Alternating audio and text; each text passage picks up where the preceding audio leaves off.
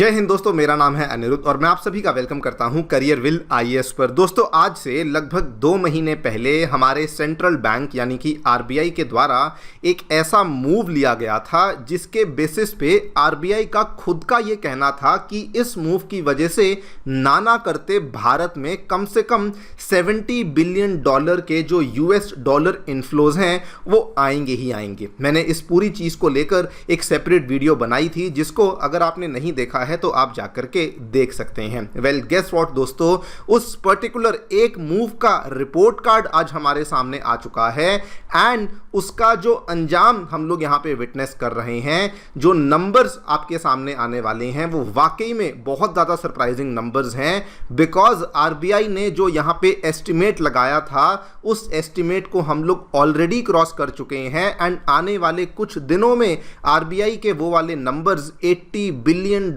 को क्रॉस भी करने वाले हैं। इनफैक्ट जो यहां पे मीडिया हाउसेज हैं वो तो इस तरीके से कह रहे हैं कि भारत में डॉलर्स की बरसात हो रही है। आउटलुक की खबर देखिए, they are also saying why is India suddenly swimming in dollars. यहां पे भी देख पाएंगे RBI's foreign currency inflows through FCNR attract $65 billion और भी दो यहां पे विंडोज हैं जिसके बेसिस पे टोटल जो नंबर है वो ऑलरेडी दोस्तों $72 बिलियन के आसपास पहुंच चुका है। इसकी क्या डिटेल्स हैं वो सब कुछ आपको आगे चल करके बताऊंगा।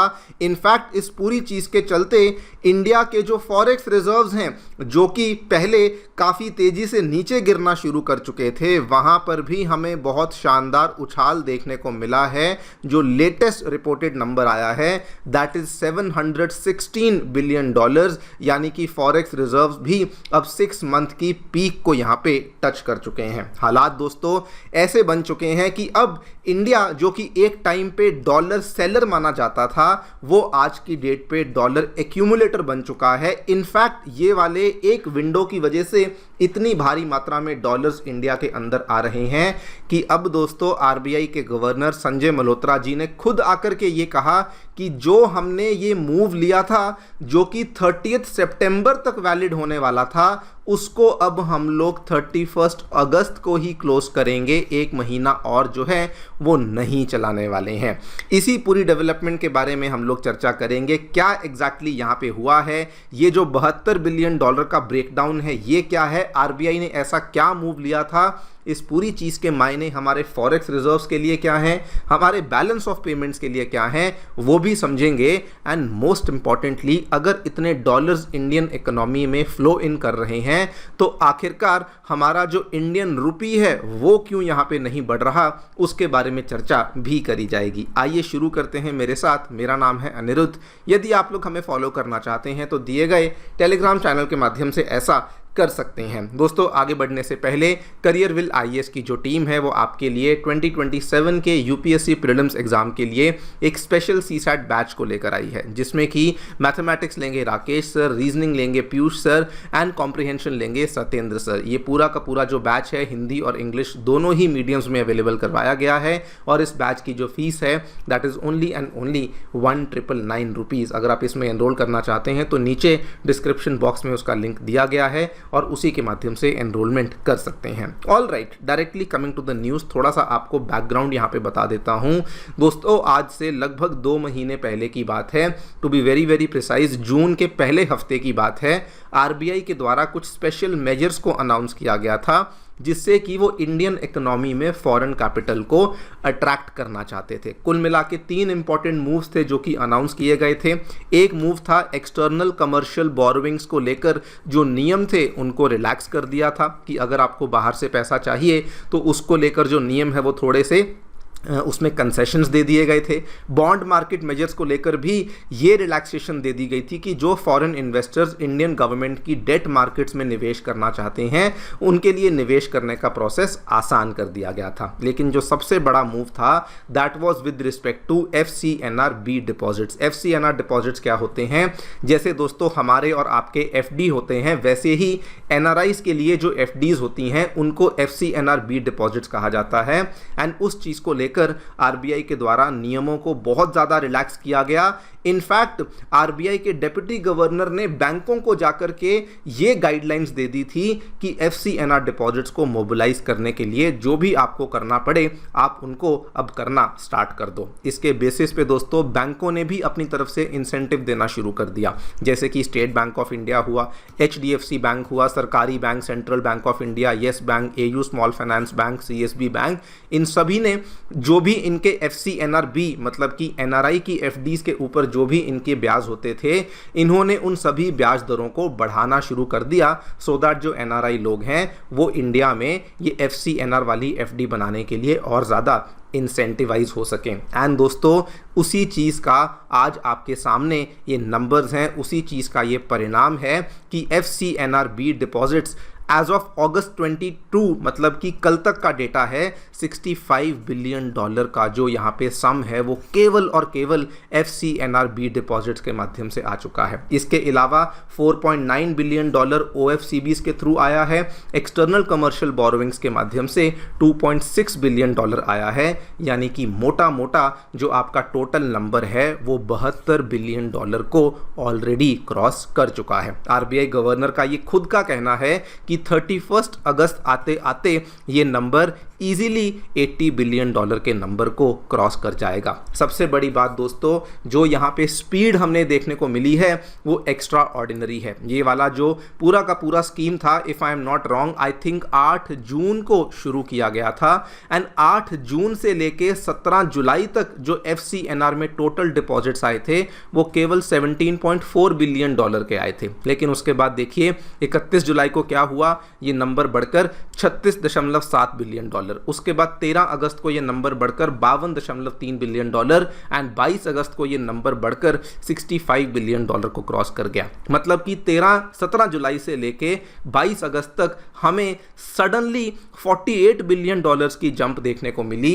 एंड इसी की वजह से ये जो अलग अलग मीडिया हाउसेज हैं दे आर सेइंग कि भारत में डॉलर्स की बरसात हो रही है, India is literally swimming in dollars. In fact इसी वजह से दोस्तों आरबीआई गवर्नर ने खुद आकर इस चीज को लेकर क्लैरिफिकेशन और जस्टिफिकेशन दी कि जो हमने ये वाली विंडो 30 सितंबर तक ओपन करी थी अब हम इस विंडो को 31 अगस्त को ही क्लोज कर देंगे। रीजन क्या है देखिए, इन्होंने बहुत क्लियरली तो नहीं बताया लेकिन इतना स्टेटमेंट इन्होंने कहा कि ये एक well thought out, calibrated, prudent और डेटा ड्रिवन रिस्पॉन्स है जिसकी वजह से आरबीआई अपनी डेडलाइन को भी शिफ्ट कर रही है। एंड इसीलिए एक्सपर्ट्स ये कह रहे हैं कि आरबीआई ने प्रोबेबली अपना जो ऑब्जेक्टिव है उसको अचीव कर लिया, जिस वजह से आज की घड़ी में ये वाली स्कीम को जल्दी बंद किया जा रहा है। खैर अब इस पूरी चीज़ के मायने हमारे लिए क्या हैं? सबसे पहला मायना तो ये है, आरबीआई दोस्तों अभी तक क्या करती थी, रुपी को डिफेंड करने के लिए आम तौर पे डॉलर्स को हम लोग बेचने का काम करते थे। लेकिन आज की डेट में फॉरेन करेंसी इन्फ्लोज इतने बढ़ चुके हैं, कहा जा रहा है कि भारत जो कि एक टाइम पे डॉलर सेलर था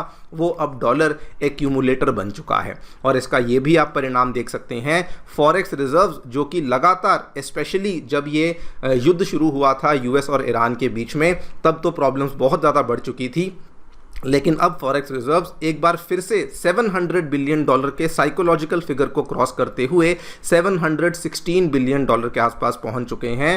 एंड कोई यहाँ पे बड़ी बात नहीं होगी कि आने वाले हफ्तों में ये वाला जो नंबर है ये और भी ज़्यादा बढ़ सकेगा। इसके बाद बैलेंस ऑफ पेमेंट्स को लेकर भी दोस्तों अब अपडेट सामने आया है। जानी मानी जो एक एजेंसी है जो कि एनालिटिक्स का काम करती है, केयर एज एस्टिमेट्स, इनका ये कहना है कि ये वाला जो नंबर है $80 बिलियन नहीं बल्कि $95 बिलियन के आसपास टच करेगा।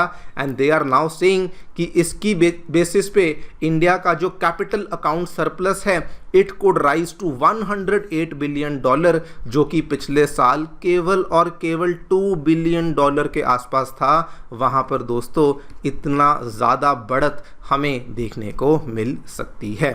नाउ ये सब बातें ऑब्वियसली इकोनॉमी के लिए बहुत ही शानदार है, लेकिन फिर एक क्वेश्चन ये भी आता है कि अगर इतना कुछ हो रहा है तो आखिरकार इंडियन रुपी वो अग्रेसिवली क्यों नहीं बढ़ रहा। यहाँ पे दोस्तों आरबीआई ने वो भी क्लैरिफिकेशन दे दी है कि हमारी जो स्ट्रैटेजी है इंडियन रुपी को लेकर अब वो चेंज हो चुकी है। आरबीआई पहले क्या करता था, बहुत सारे डॉलर्स आते थे, उनको मार्केट में जाकर के सेल कर देता था, जिसकी वजह से डॉलर्स की सप्लाई बढ़ जाती थी as compare to Indian rupee, जिसकी वजह से रुपी इफेक्टिवली वैल्यू में बढ़ने लग जाता था। लेकिन अभी आरबीआई का कहना है कि ऑब्जेक्टिव यहाँ पे रुपी डॉलर की वैल्यू को मेंटेन करना नहीं, ऑब्जेक्टिव बड़ा क्लियर है कि हम लोग अपने लिए इतने अबंडेंस में फॉरेक्स रिजर्व्स को बिल्ड करना चाहते हैं कि कल को अगर कहीं पे ऑयल के दाम बढ़ते हैं, इंडिया की इंपोर्ट की ज़रूरतें बढ़ती हैं, अगर हमें कोई चीज़ बाहर से मंगवानी पड़ती है तो हमारे पास डॉलर्स की बिल्कुल भी कमी ना हो सके। इनफैक्ट यूएस डॉलर और इंडियन रुपी की वैल्यू को लेकर साफ साफ कहा गया कि फ्रॉम नाउ ऑनवर्ड्स करेंसी की जो वैल्यू है it will mainly be influenced by oil prices, global interest rates, geopolitical developments and investor sentiment. इसी बेसिस पर हम लोग जो है करेंसी वैल्यू को ऑटोमेटिकली यहाँ पे डिटरमाइन होने देंगे, अपनी तरफ से इंटरवेंशन नहीं करने वाले हैं। आरबीआई एसेंशियली दोस्तों वॉर चेस्ट को बिल्ड कर रही है, क्रूड ऑयल के लिए, इलेक्ट्रॉनिक्स के लिए, डिफेंस इक्विपमेंट के लिए, फर्टिलाइजर्स के लिए, एलएनजी के लिए, ताकि कल को कोई प्रॉब्लम आती है ये एसेंशियल चीज़ों की कमी इंडिया को ना महसूस करनी पड़े। इसीलिए आप देखिए जो पहले वाली स्ट्रैटेजी थी उसको चेंज करते हुए अब आरबीआई की करंट स्ट्रैटेजी क्या है, डॉलर्स को अट्रैक्ट किया जाए, उन डॉलर्स को बैंकों से खरीद लिया जाए एंड उसी बेसिस पे अपने फॉरेक्स रिजर्व्स को एसेंशियली बढ़ा लिया जाए। देखते हैं आगे चलकर क्या होता है। आई होप आपके सभी क्वेश्चंस इसकी वजह से आंसर हो चुके होंगे। फिर भी आप कोई कमेंट करना चाहते हैं तो नीचे दिए गए कमेंट सेक्शन में कर सकते हैं। Thank you so much for listening, stay tuned and stay